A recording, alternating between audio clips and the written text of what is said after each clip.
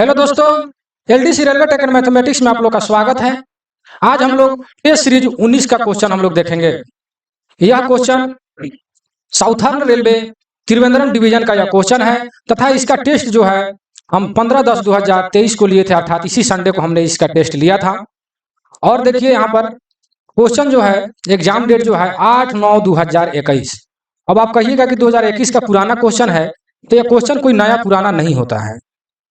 Railway board या railway का जो भी एग्जाम होता है उसके लिए नोट्स बना दिया जाता है, उसी पूछे हुए क्वेश्चन से ही रेलवे क्वेश्चन पूछता है और उसी क्वेश्चन में से घुमा फिरा करके इधर उधर से क्वेश्चन पूछता है। इसलिए क्वेश्चन नया पुराना नहीं होता, इसलिए यह दिमाग से आप लोग निकाल देंगे। इंपॉर्टेंट क्वेश्चन है, अच्छा क्वेश्चन है, वही सबसे मतलब कि वही आएगा आपको एग्जाम में। ये नहीं कि ये समय पूछा गया था तो आएगा, ऐसा बात नहीं है। देखिए टेस्ट सीरीज में शामिल होने के लिए या पीडीएफ प्राप्त करने के लिए आपको यह व्हाट्सएप नंबर है।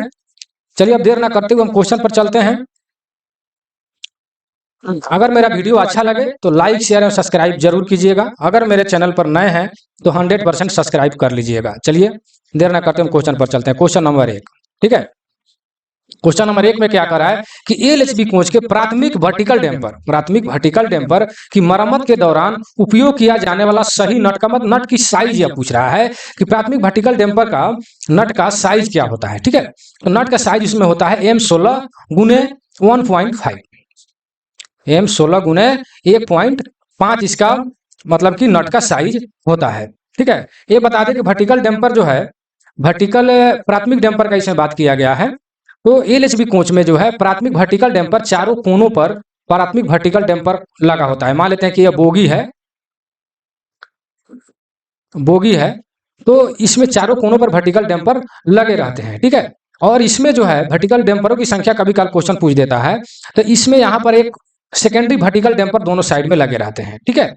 और एक यहाँ पर जो बोलिस्टर रखा रहता है, यहाँ पर एक लेटर डैम्पर लगा रहता है, ठीक है। और यहाँ से एक यार्ड डैम्पर इधर और एक इधर यार्ड डैम्पर इधर लगे रहते हैं। तो कहने का तात्पर्य जो है कि एक बोगी में आपको डैम्पर की संख्या चारों कोण पर 4 हो गया, primary vertical damper. Secondary vertical damper जो है 2 हो गया और लेटर डैम्पर 1 हो गया और यार्ड डैम्पर दोनों साइड में 2 हो गया, ठीक है। यानी टोटल जो है 4 2 6 1 7 2 9, अर्थात एक बोगी में जो है 9 डैम्पर का प्रयोग किया जाता है। अर्थात एक कोच में अगर क्वेश्चन पूछ देता है, एक कोच में, तो आपको 9 दूना 18 डैम्पर का प्रयोग किया जाएगा एक कोच में। लेकिन एक बोगी में अगर क्वेश्चन करे तो 9 डैम्पर का प्रयोग किया जाता है। जो प्राथमिक डैम्पर चारों कोनों पर होते हैं उसी का यह नट का साइज पूछा है, 16 गुने 1.5। चलिए नेक्स्ट क्वेश्चन पर हम चलते हैं। कह रहा है कि फीवा डिवाइस कब सक्रिय होगा, फीवा डिवाइस कब सक्रिय हो जाएगा। तो इसका सही आंसर ए होगा जब किसी वायु माने हवा के धौकनी जो होता है उसमें दबाव 1 किलोग्राम प्रति सेमी तक अगर पहुंच जाता है तो आपका फीवा डिवाइस जो है सक्रिय अर्थात एक्टिव हो जाता है, ठीक है।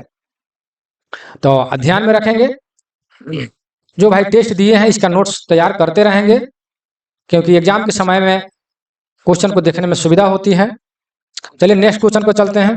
क्वेश्चन नंबर 3 में क्या कर रहा है कि एयर स्प्रिंग के लिए कुल अनुमत ऊंचाई की सही सीमा क्या है, ठीक है। तो इसकी सही सीमा जो है 289 से 294 होता है, ठीक है। कहीं कहीं आपको जो है मिल जाता है कि एयर स्प्रिंग का क्या लिखा है, एयर स्प्रिंग का ऊपरी तख्त और निचले तख्त के बीच की मतलब ऊंचाई कितना होता है, ठीक है। जैसे मान लेते हैं कि यह एक एयर स्प्रिंग हो गया, इस पर एक कवर लगा रहता है और यहाँ जो है एक तो नीचे से भी प्लेट लगा रहता है जिसमें 4 को बोल्ट होता है चारों कोनों पर, हम लोग उसको ला करके उसको टाइट करते हैं, ठीक है ना।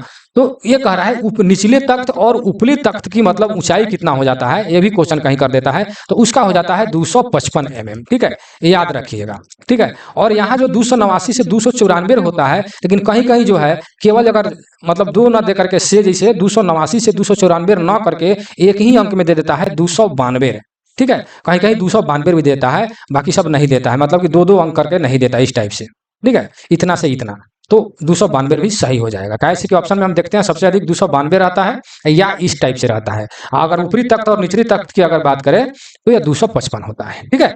चलिए नेक्स्ट क्वेश्चन पर चलते हैं। क्वेश्चन नंबर 4 पर डुप्लेक्स चेक बल्ब कब सक्रिय होगा, डुप्लेक्स चेक बल्ब कब सक्रिय होगा। तो ऑप्शन को हम पढ़ लेते हैं। जब किसी वायु धौकनी में दबाव 1 किलोग्राम प्रति cm² तक पहुंच जाता है, जब धौकनी की एक जोड़ी के बीच दबाव अंतर, मतलब जब धौकनी का एक जोड़ी मतलब 1 सेमी पर सीएम स्क्वायर तक पहुंच जाता है, जब किसी वायु धौकनी का दबाव 1.5 किलोग्राम तक पहुंच जाता है। ठीक है, और डी में क्या लिखा है कि जब धौकनी की एक जोड़ी के बीच की दबाव का अंतर 1.5 किलोग्राम प्रति सीएम स्क्वायर तक पहुंच जाता है। ठीक है, तो इसका सही आंसर यही होगा कि जब धौकनी का एक ही जोड़ी के बीच दबाव का अंतर 1.5 किलो प्रति सीएम स्क्वायर तक पहुंच जाएगा, तब आपका डुप्लेक्स चेक वाल्व जो है एक्टिव हो जाएगा, अर्थात सक्रिय हो जाएगा। ठीक है, चलिए नेक्स्ट क्वेश्चन पर चलते हैं। क्वेश्चन नंबर 5 में क्या करें कि एलएचबी कोच के एयर स्प्रिंग का व्यास, देखिए बहुत ही इंपॉर्टेंट क्वेश्चन है। ठीक है ना, एयर स्प्रिंग का व्यास पूछ रहा है, एयर स्प्रिंग का व्यास जो है कितना होता है। ठीक है, तो एयर स्प्रिंग का व्यास जो है 700 mm होता है, बहुत ही इंपॉर्टेंट क्वेश्चन है। ठीक है, इसको आप लोग कॉपी में 100% नोट कर लेंगे। ठीक है, एयर स्प्रिंग जो है इसमें जो है एफपी के द्वारा जो है मतलब इसमें हवा का मतलब पूर्ति होता है। अगर प्रेशर अगर पूछता है तो एफपी का प्रेशर आप जान रहे हैं कि 6 kg होता है, तो इसका भी प्रेशर जो है 6 kg पर सीएम स्क्वायर हो जाएगा। ठीक है, ध्यान में रखेंगे। नेक्स्ट क्वेश्चन, एलएचबी कोच में एयर स्प्रिंग को उठाने में देरी का कारण क्या हो सकता है। एयर स्प्रिंग जब उसमें हवा जब भरता है तो उठने में उसका देरी क्या हो सकता है, इसके बारे में हम लोग जानेंगे। चलिए इसको ऑप्शन को हम पढ़ते हैं। लेवलिंग बाल के निचले डायफ्राम की खराब रबर सीट। ठीक है, अगर निचले डायग्राम का रबर सीट अगर खराब हो गया है तो उठने में देरी हो सकता है। लेवलिंग बाल के नीचे डायग्राम की खराबी या सीट, ये भी हो सकता है। वाल्व रोटेशन को समतल करने में बैकलेस त्रुटि, मतलब कि या कोई भी अगर प्रॉब्लम हो जाती है तो आपको जो क्या बोलते हैं एयर स्प्रिंग को जब हवा की जब आपूर्ति किया जाएगा तो यह मतलब कि फैलने में उठने में जो है आपको देरी हो जाएगा। ठीक है, चलिए नेक्स्ट क्वेश्चन पर चलते हैं। क्वेश्चन नंबर 7 में क्या कह रहा है कि युग्मन की संग्रह सीमा क्या है। देखिए इसमें जो है what is the gathering range of H type coupler in horizontal मतलब डायरेक्शन। ठीक है, तो एच टाइप कपलर जो होते हैं, मान लेते हैं कि मैं यहाँ पर सीबीसी कपलर हम बना देते हैं, बन तो नहीं पा रहा है, मान लेते हैं कि देखिए यह सीबीसी कपलर है। ठीक है, तो ये सीबीसी हम बना दिए, इसको समझने के लिए, सीबीसी तो बन नहीं पा रहा है। तो कहने का मतलब है कि यहाँ पर हॉरिजेंटल गैदरिंग पूछ रहा है, एच टाइप का हॉरिजेंटल गैदरिंग यह पूछ रहा है। ठीक है, तो हॉरिजेंटल गैदरिंग इस टाइप से जब गाड़ी हम लोग बैठते हैं किसी कोच में, देखिएगा जिसमें सीबीसी एच टाइप का प्रयोग किया जाता है, तो आगे पीछे जब इधर जो गैदरिंग जो करता है, हलचल जो करता है, इसका गैदरिंग रेंज पूछ रहा है हॉरिजेंटल। तो यह जो है 110 mm हो जाता है। ठीक है, 110 mm। ठीक है, और वहीं अगर वर्टिकल अगर पूछता है गैदरिंग रेंज कितना होता है तो 90 mm होता है। कितना होता है? 90 mm होता है, एक गैदरिंग रेंज है। ठीक है, कहीं कहीं आप लोग कंफ्यूज कर जाते हैं सीबीसी के मतलब हाइट में अंतर भी इसमें भूल जाते हैं, तो लेकिन यह गैदरिंग रेंज है, हलचल। ठीक है ना, सीबीसी का हाइट वाला आप जान रहे हैं कि सीबीसी सेंटर बफर कपलर। ठीक है, तो सीबीसी का मतलब कि अधिकतम जो है, अधिकतम जान रहा है कि ऊंचाई 1105 होता है, और न्यूनतम जो है 1030 होता है। इसको घटाएंगे तो 75 आएगा। ठीक है, तो कहने का तात्पर्य है कि यह सीबीसी के रेल लेवल से सीबीसी की ऊंचाई जो है आपका 75 mm से अधिक मतलब अंतर नहीं होना चाहिए। दोनों सीबीसी के ऊंचाई में 75 mm से मतलब अधिक नहीं होना चाहिए, ऊंचाई में अंतर। ठीक है, और ये जो है आपको गैदरिंग रेंज हमने बताया कि गैदरिंग रेंज जो हलचल जो होती है तो हॉरिजॉन्टल 10 और वर्टिकल 90, और सीबीसी की ऊंचाई में अंतर आपको 75 mm से अधिक नहीं होना चाहिए। चलिए नेक्स्ट क्वेश्चन पर चलते हैं। क्वेश्चन नंबर 8, करेक्ट ऊर्ध्वाधर दिशा में, जो हमने अभी समझा, ऊर्ध्वाधर दिशा मतलब वर्टिकल दिशा में वर्टिकल लगभग कितना गैदरिंग हो जाता है, तो बी बताया यहाँ पर 90 mm होता है। ठीक है, अभी हमने आपको बताया। चलिए 9 नंबर में क्या करा कि एलएचबी कपलर का बियर प्लेट की मूल मोटाई क्या होता है। यहाँ पर बियर प्लेट की बात किया गया है। ठीक है, बियर प्लेट की मूल मोटाई क्या होता है, तो इसका मूल मोटाई 0.25 इंच होता है। देखिए यहाँ इंच में दिया है। ठीक है ना, आप लोग इसको mm में बदल लेंगे, आप लोग के ऊपर निर्भर करता है। जब भी नोट्स बनाएंगे तो mm में बदल करके उसको मतलब कि बना लेंगे। ठीक है, 1 इंच में आपको 2.54 mm होता है। आप लोग आराम से गुना कर लेते हैं, कर लेंगे।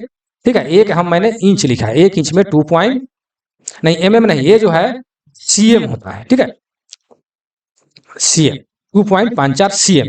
अब इसको फिर mm में बदलेंगे, गुना कीजिएगा, वीडियो लंबा हो जाएगा। इतना cm होता है 2.54 cm।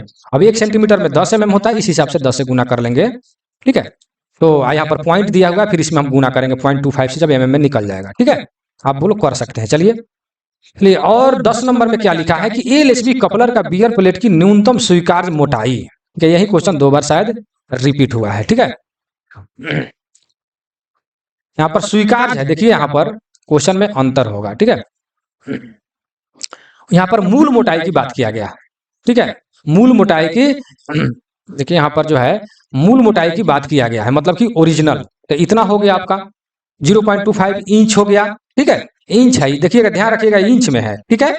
और अभी हमने बताया उसके एमएम में आप बदल लीजिएगा, ठीक है। और यहाँ देखिए एलएचबी कपलर की बियर प्लेट की न्यूनतम स्वीकार, जो परमिसिबल है, जो स्वीकार है, उसको उसका मतलब कि मोटाई आपको कितना हो जाएगा, ठीक है।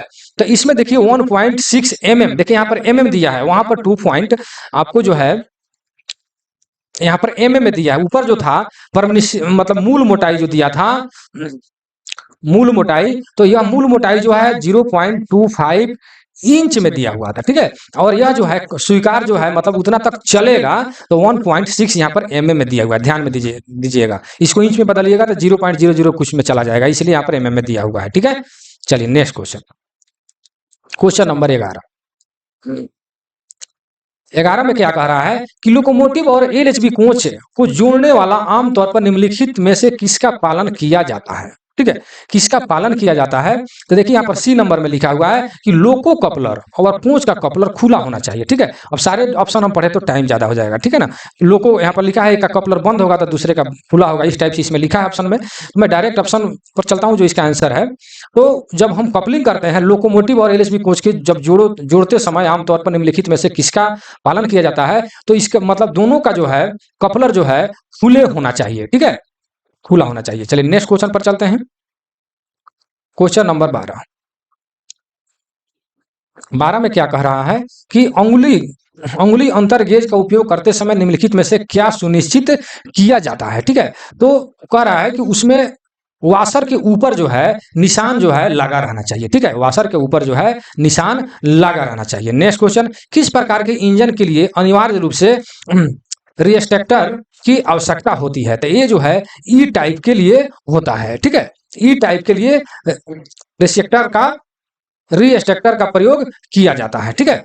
इंपॉर्टेंट क्वेश्चन है यार, ठीक है। कभी कभी आता है रिएस्ट्रक्टर का प्रयोग कहाँ किया जाता है, तो इंजन में किया जाता है, इस तरह का भी क्वेश्चन आ जाता है। ये नहीं इसमें पूछ दिया है कि किस प्रकार के इंजन में प्रयोग किया जाता है, ई टाइप में किया जाता है। कहीं कहीं क्वेश्चन ये कर देता है कि रिएस्ट्रक्टर जो है आपको कहाँ लगा रहता है या किसमें उपयोग किया जाता है, तो लोको में अर्थात इंजन में किया जाता है, ठीक है। चलिए नेक्स्ट क्वेश्चन पर चलते हैं, क्वेश्चन नंबर 14।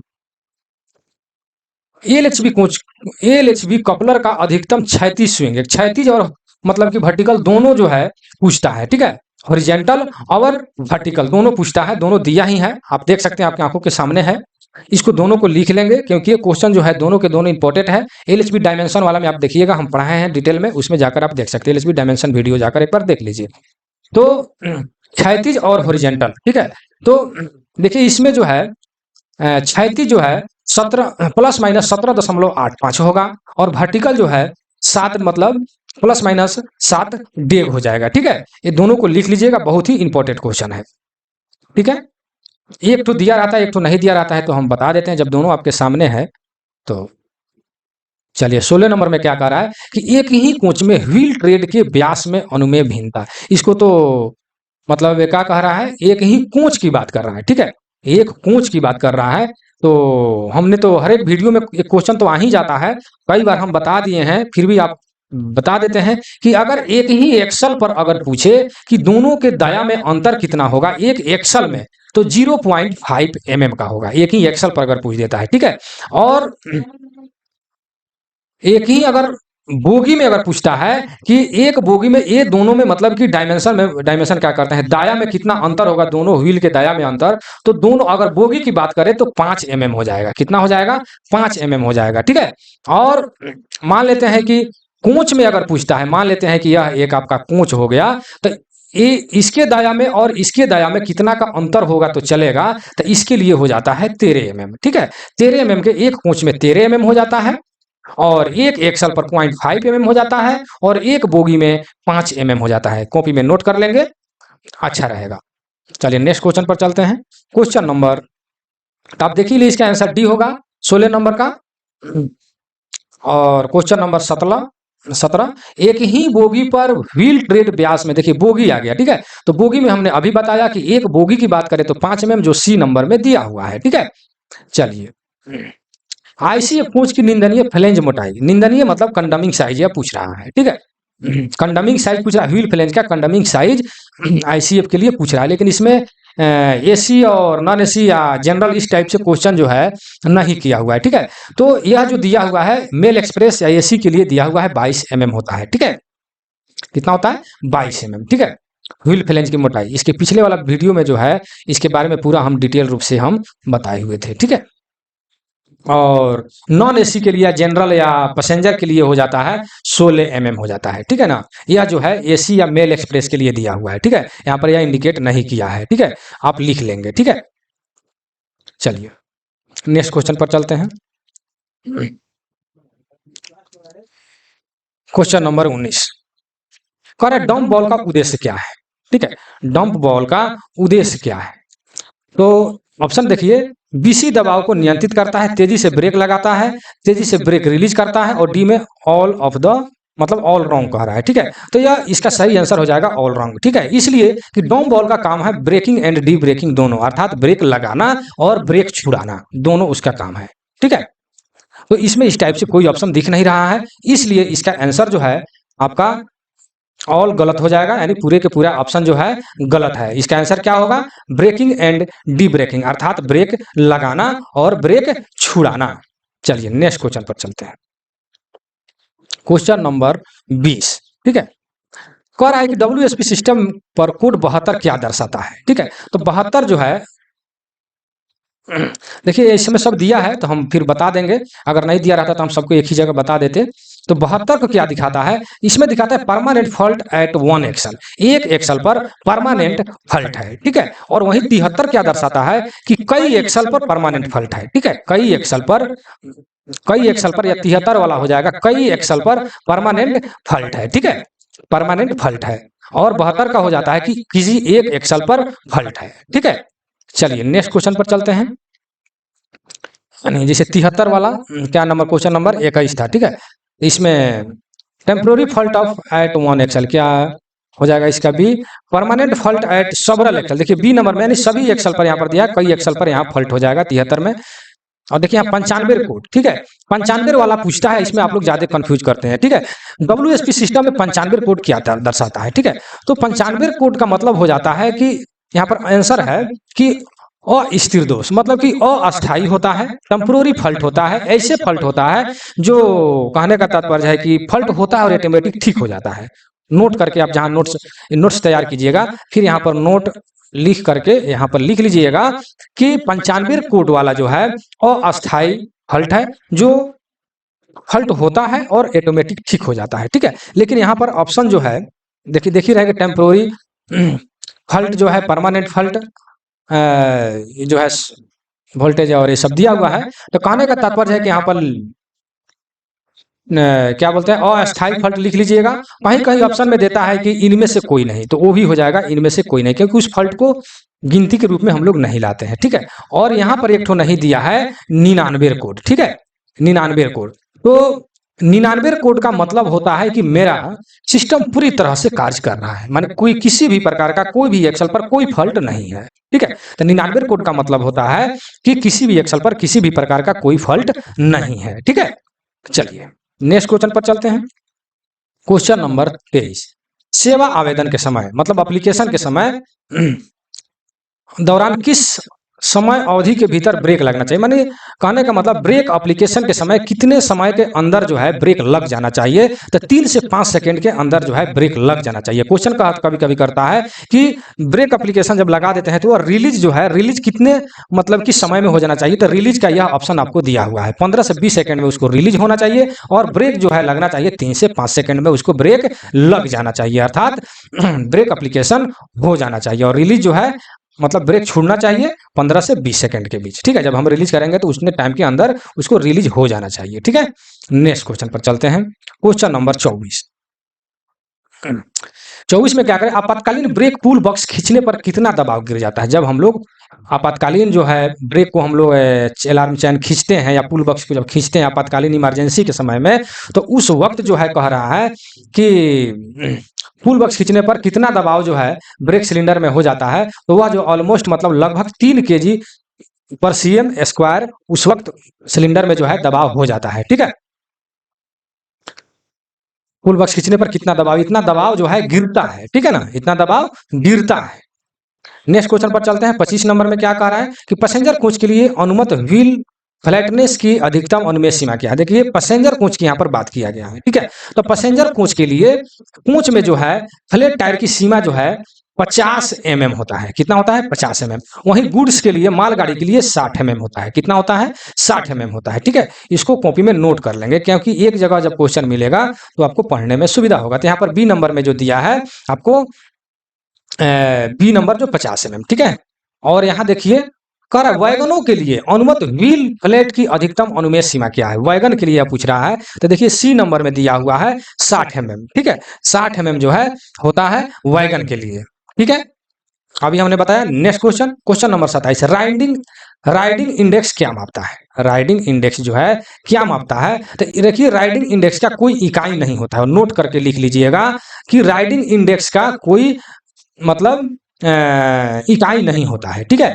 इसको कंफर्टेबल के हिसाब से देखा जाता है। राइडिंग इंडेक्स है क्या पहले ये समझिए। राइडिंग इंडेक्स जब आप कोच में बैठते हैं जो आपको हलचल या जर्किंग जो लगता है धकड़ धकड़ या मतलब कि जो भी हिल डुल जो होता है उसी को मतलब हम लोग राइडिंग इंडेक्स कहते हैं। तो उसका कोई मतलब इकाई नहीं होता है कि कितना हिले डुलेगा ये भी मतलब या हलचल होगा या, तो इसलिए इसका कोई इकाई नहीं होता है। इसलिए इसमें सारे क्वेश्चन देखिए रफ्तार, वजन, विस्थापन, इसमें सारे के सारे जो है गलत हो जाएगा, ठीक है। ऑल आर रॉन्ग यानी सभी जो है इसमें गलत है, ठीक है।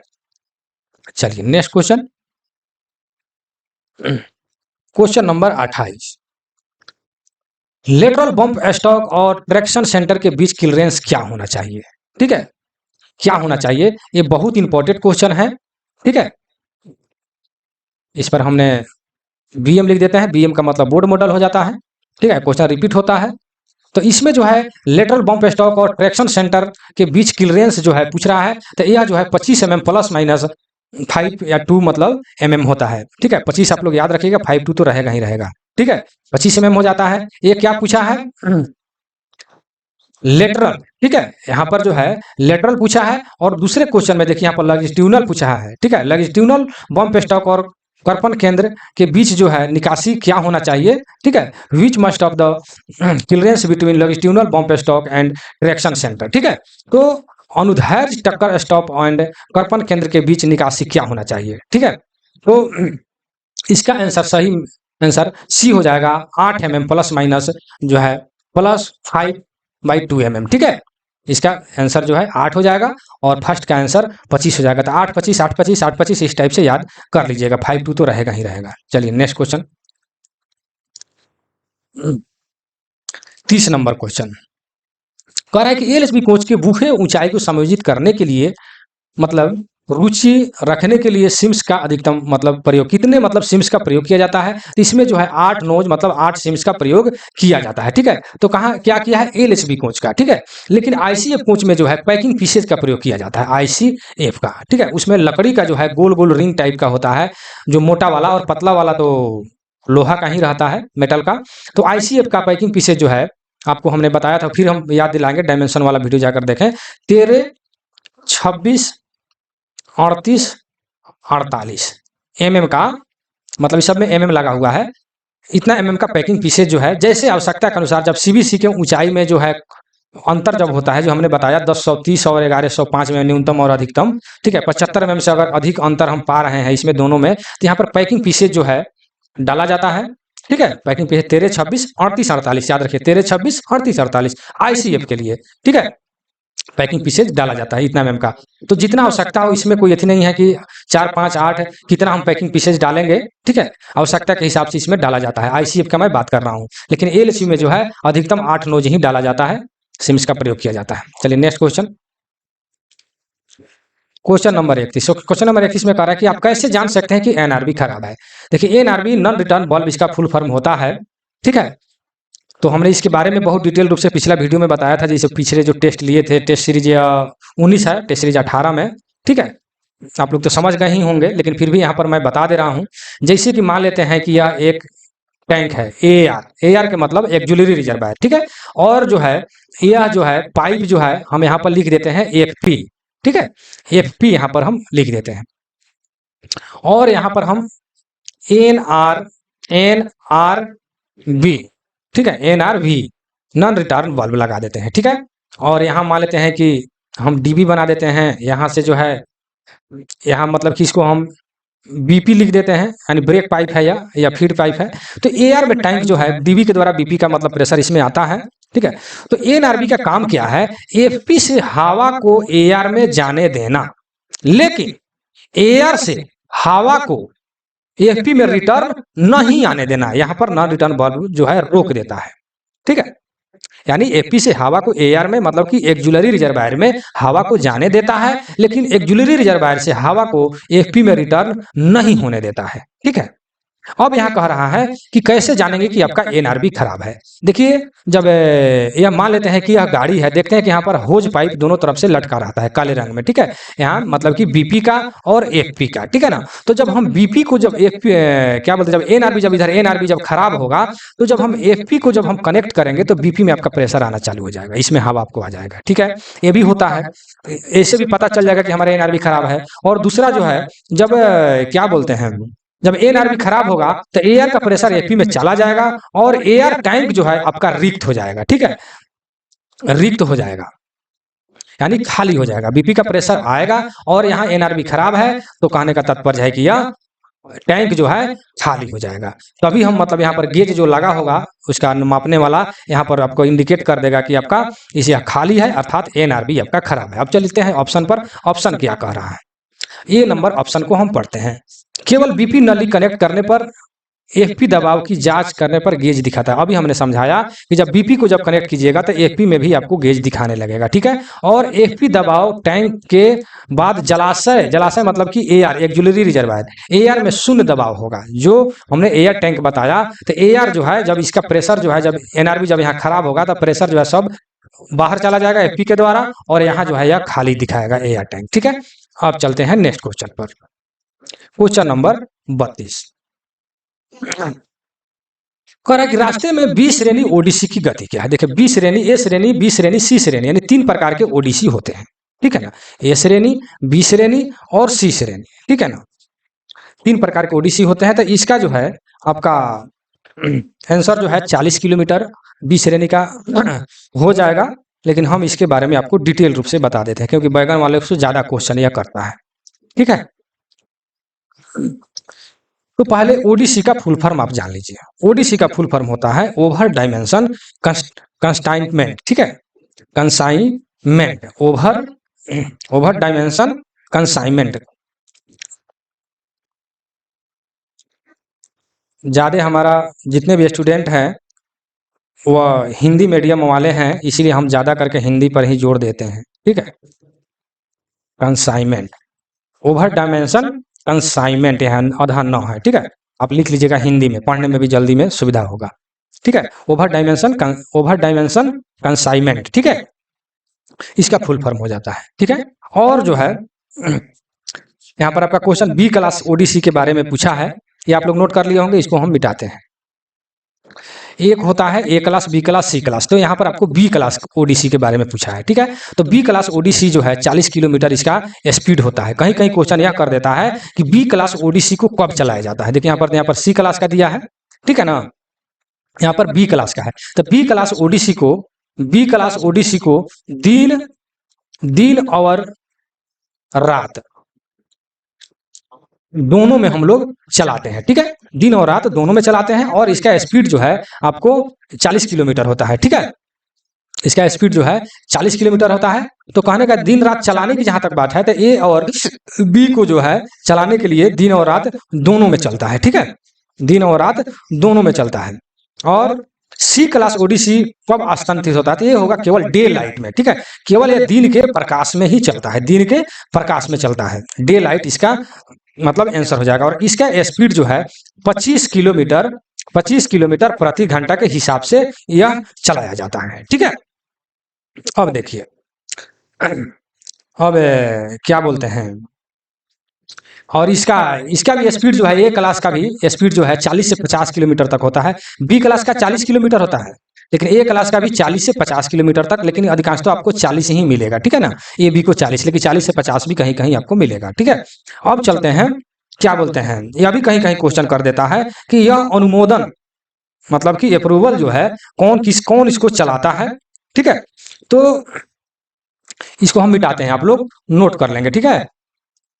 अब चलते हैं ए क्लास को कौन चलाता है, ठीक है। तो यह चलाता है chief operating manager, chief operating manager, ठीक है। चीफ ऑपरेटिंग मैनेजर अर्थात मुख्य परिचालन प्रबंधक, इसका फुल फॉर्म हो जाएगा, नाले हिंदी हो जाएगा मुख्य परिचालन प्रबंधक, ठीक है। इंग्लिश में chief operating manager, chief operating manager मुख्य परिचालन प्रबंधक, मतलब कि ए क्लास के ओडीसी को चलवाते हैं, ठीक है। अब चलते हैं हम बी क्लास ओडीसी, ठीक है। बी क्लास के ओडीसी, तो अभी हमने बताया कि बी क्लास के ओडीसी जो है उसका स्पीड 40 किलोमीटर होता है, दिन और रात दोनों में चलता है। और इसका जो है परिचालन के लिए जो है DY chief engineer general, DY chief engineer general अर्थात, या इसको डीआरएम भी लिख सकते हैं, डीआरएम, डीआरएम भी चलवाते हैं, ठीक है। चीफ डीवाई मतलब कि डिप्टी चीफ इंजीनियर जनरल ये भी चलवाते हैं, या डीआरएम चलवाते हैं, ठीक है। और क्या बोलते हैं, अब सी क्लास ओडीसी आ गया। क्वेश्चन आता है कि कौन मतलब अप्रूवल इनका कौन है, ठीक है। इसका जो है हिंदी हो जाएगा मुख्य अभियंता जनरल, ठीक है। उप मुख्य, यहाँ पर डीवाई का हो गया उप मुख्य इंजीनियर अभियंता, या जनरल इसको कहिए जनरल, ठीक है। और अब सी क्लास ओडीसी के बारे में, सी क्लास ओडीसी केवल डे लाइट में मतलब दिन के प्रकाश में ही चलता है। इसका स्पीड जो है 25 किलोमीटर, अभी हमने बताया 25 किलोमीटर प्रति घंटा होता है, ठीक है।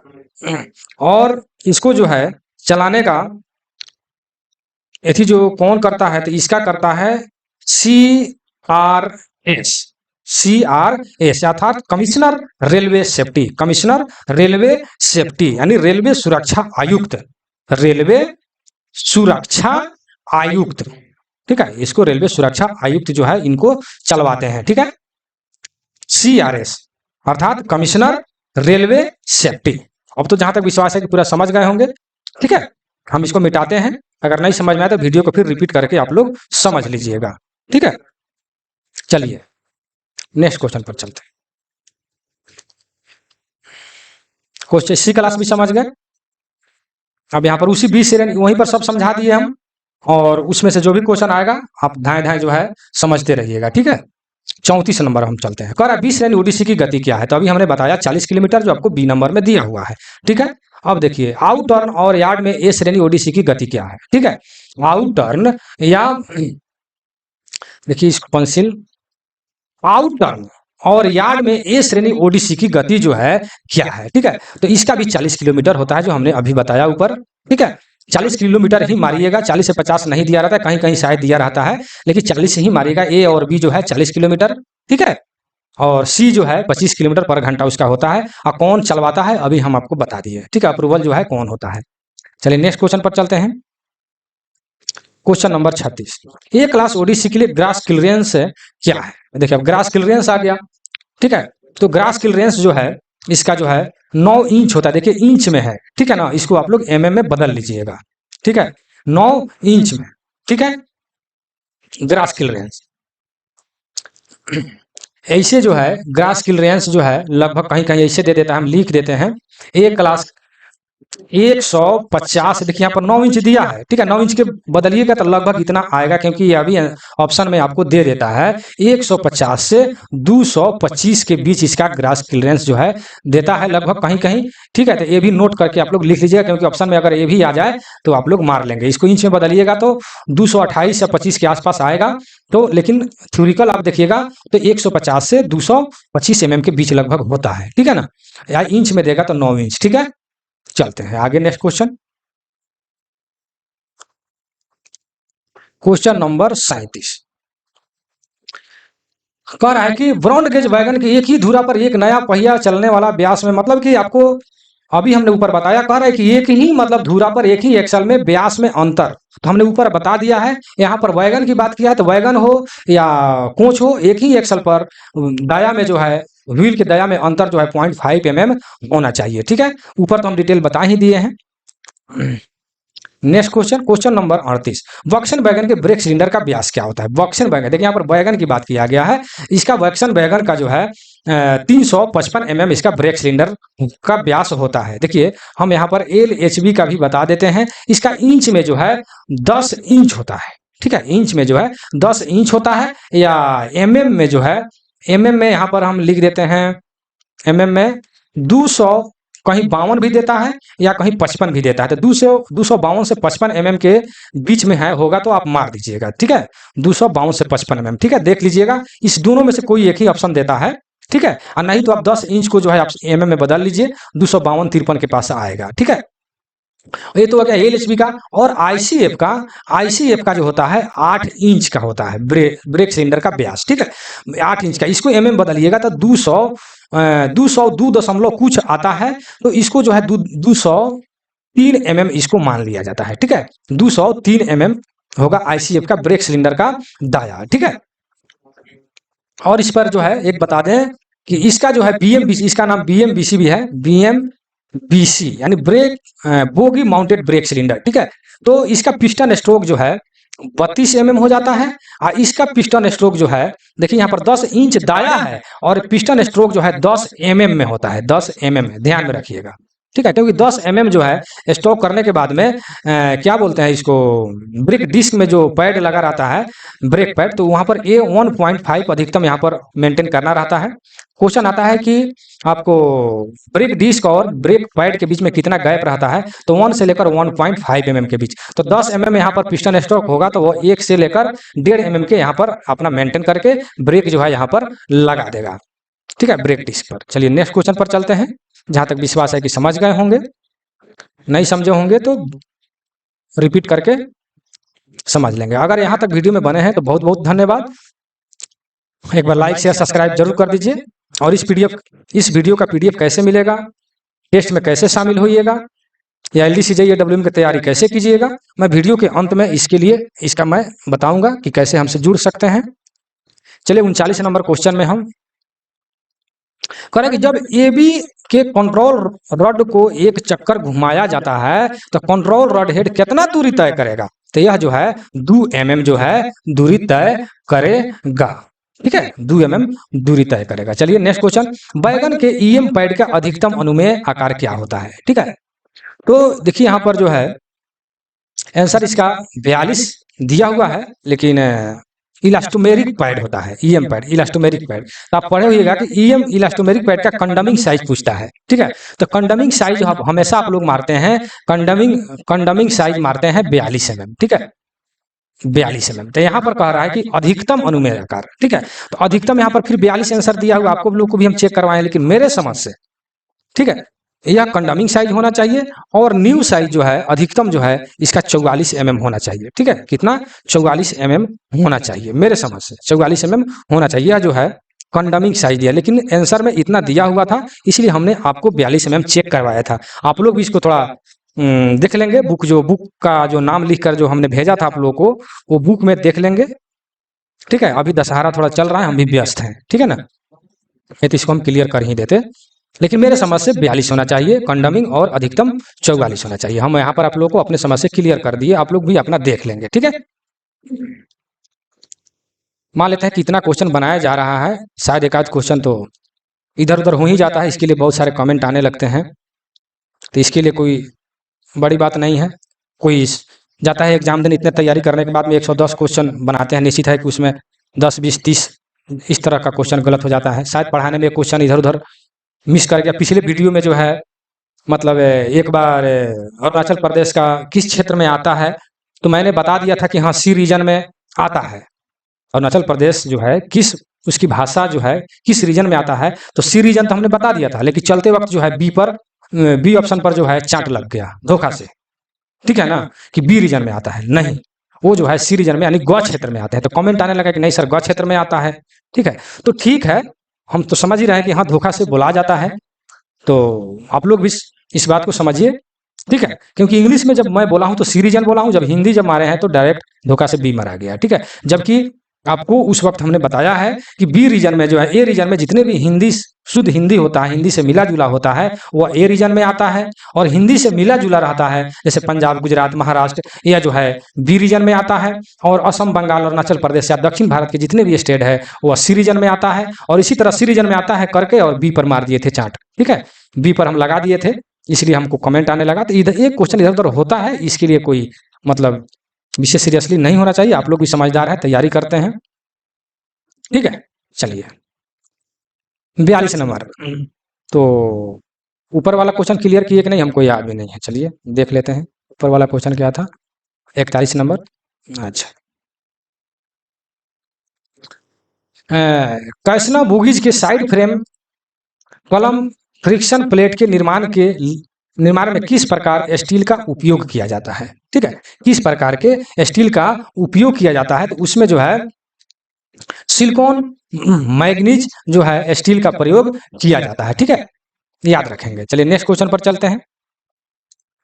क्वेश्चन नंबर 42, यदि हैंड ब्रेक संकेत जो है हरे रंग का दिखाता है तो आप क्या करेंगे। देखिए इसी को नीचे डिटेल में समझाया है, इसका देखिए ए नंबर में दिया है डेलनर, सैनरो, Fowell, all of the above, तो इसमें डी आंसर हो जाएगा, 42 का डी आंसर हो जाएगा ऑल ऑफ द अबव, ठीक है। उसी का देखिए फिर यहाँ पर दिया हुआ है कि हैंड ब्रेक संकेत हरे रंग का दिखाता है तो आप क्या करेंगे। प्रेशर टैंक में दबाव की जांच करेंगे, ए नंबर में। बी नंबर में पार्किंग ब्रेक, देखिए यहाँ पर पार्किंग ब्रेक आ गया, ठीक है ना। पार्किंग ब्रेक आप लोग जान रहे हैं ना, जो गार्ड लगाता है उसको हैंड ब्रेक या पार्किंग ब्रेक के नाम से जाना जाता है, ठीक है। हैंड ब्रेक या पार्किंग ब्रेक के नाम से जाना जाता है जो इसको गार्ड उपयोग करता है, जो गार्ड बोगी में लगा रहता है। तो यह कह रहा है कि पार्किंग ब्रेक लाइन रिसाव अगर कर रहा है, लीकेज हो रहा है, तो उसकी जांच करेंगे। केबल फ्लेक्सीबॉल केबल जो होता है, केबल की सेटिंग को मतलब हम जांच करेंगे, इसमें हो जाएगा ऑल ऑफ द एबव, ठीक है। 43 नंबर का आंसर हो जाएगा ऑल ऑफ द एबव, ठीक है। ये सारे के सारे चीज को हम जांच करेंगे, ठीक है। नेक्स्ट क्वेश्चन पर चलते हैं। क्वेश्चन नंबर 44, यदि हैंड ब्रेक संकेत लाल दिखाता है लेकिन हैंड ब्रेक रिलीज स्थिति में है तो आप क्या करेंगे, ठीक है।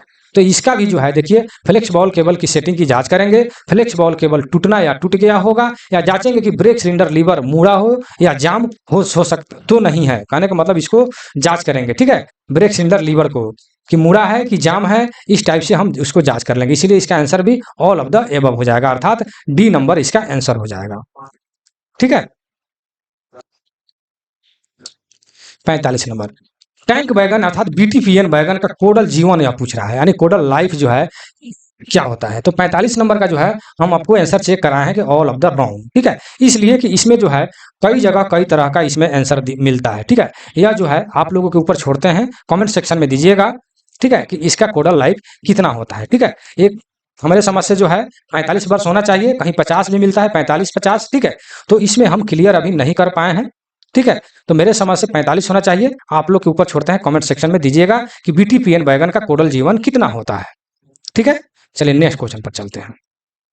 कह रहा है बीटीपीएन बैगन के मास्टर बल्ब का व्यास कितना होता है। उसमें जो मास्टर बल्ब होता है उसका जो है व्यास कितना होता है, तो उसका होता है 100 mm, जो बी नंबर में दिया हुआ है, आप देख सकते हैं बी नंबर में मास्टर बल्ब का व्यास 100 mm होता है, 100 mm, ठीक है। 47 में कह रहा है कि बीएलसी व्हील सेट के निंदनीय मतलब कंडमिंग साइज पूछ रहा है, तो इसका 780 mm इसका हो जाता है कंडमिंग साइज, यानी ए नंबर में दिया हुआ आप देख सकते हैं।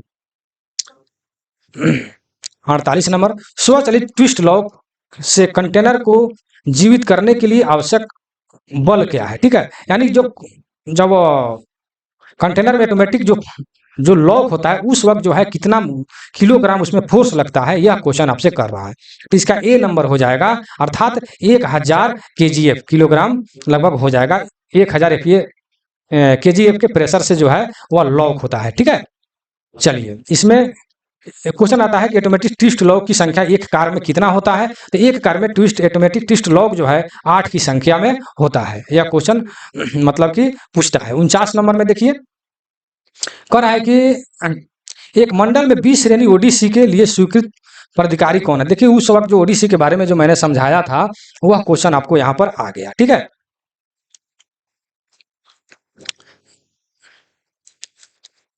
तो एक मंडल में, यहाँ पर मंडल है, मंडल में 20 श्रेणी ओडीसी को मतलब कौन चलाता है, उसका अप्रूवल कौन है, मतलब प्राधिकारी कौन है। तो इसका हो जाएगा डीआरएम, जो हमने ऊपर आपको बताया था। ठीक है, डीआरएम, या लिखा था मैंने कि D Y chief engineer general. ठीक है, ये या डीआरएम। ठीक है, ये दोनों में से कोई भी ऑप्शन अगर रहेगा तो हो जाएगा। ठीक है, तो डीआरएम यहाँ पर है, यह इसका आंसर हो जाएगा। ठीक है, अब जो है हम इतना ही अब रहने देते हैं, और अगले पार्ट में हम अगला वीडियो, इससे बाद वाले वीडियो में हम बनाएंगे।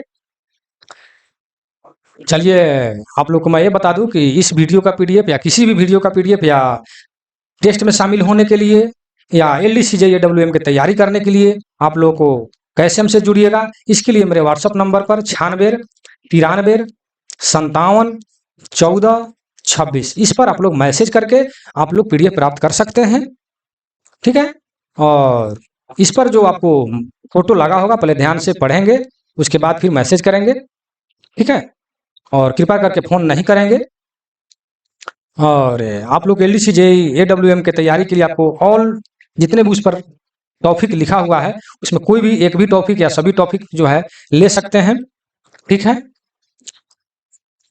आपको जो है ITA से संबंधित से लेकर मतलब जितने भी आपको LDCJEWM की तैयारी के लिए जो मटेरियल की आवश्यकताएं होता है, जैसे ICF, LHB, wagon, DEMU, MEMU, Vande Bharat, ITA से जितने भी ट्रेड होते हैं सभी के मतलब मशीनिस्ट, वेल्डर, फिटर, सारे के सारे यहाँ से पीडीएफ प्राप्त कर सकते हैं और अच्छे से अच्छे तैयारी कर सकते हैं, और गाइडलाइन भी आपको दिया जाएगा। एग्जाम के समय में आप लोग देखिए, जो भाई टेस्ट देते हैं या टेस्ट में शामिल हुए हैं या हमसे जुड़े हैं, जब उनका एग्जाम नज़दीक में आ जाए कि सर मेरा एग्जाम 1 दिन 2 दिन 10 दिन महीना दिन या बाकी एग्जाम डेट जब निकल जाए तो हमारे पास सूचित कर देंगे कि एग्जाम डेट निकल गया है। तो फिर मैं आप लोगों को कोशिश करूंगा कि गेस्ट क्वेश्चन क्रैश कोर्स वगैरह देने का, तो हमसे जो जुड़ जाते हैं उनको गेस्ट क्वेश्चन क्रैश कोर्स भी प्रोवाइड करवाते हैं। ठीक है, तो वह सूचित करेंगे कि भाई हमारा एग्जाम इतना समय तारीख को है, तो फिर मैं आपको विशेष गाइडलाइन देने का प्रयास करूंगा। ठीक है, चलिए मैं अपने वीडियो को यहीं समाप्त करता हूँ। वीडियो कैसा लगा आप लोग कमेंट सेक्शन में जरूर कीजिएगा। और दशहरा का जो है चल रहा है, हम भी थोड़ा व्यस्त हैं, शायद इसके बाद यह वीडियो बने ना बने। ठीक है, इसलिए हम यह कहेंगे कि आप लोग जो टेस्ट दिए हैं वीडियो को देख करके तो फिर बाद में नोट्स जो तैयार करते हैं तो नोट्स अपना तैयार कर लेंगे 100 तक। शायद इसके बाद वीडियो बनाने में लेट हो, तब तक दूसरा टेस्ट हो जाए। ठीक है, टेस्ट में कोई भी एब्सेंटी नहीं होगा, इसलिए आप लोग इसका नोट्स 100 तक तैयार कर लेंगे, क्योंकि हम भी थोड़ा पूजा में व्यस्त हैं। देखिए समय निकालना पड़ता है। चलिए यहीं पर वीडियो को समाप्त करते हैं। जय हिंद, जय भारत।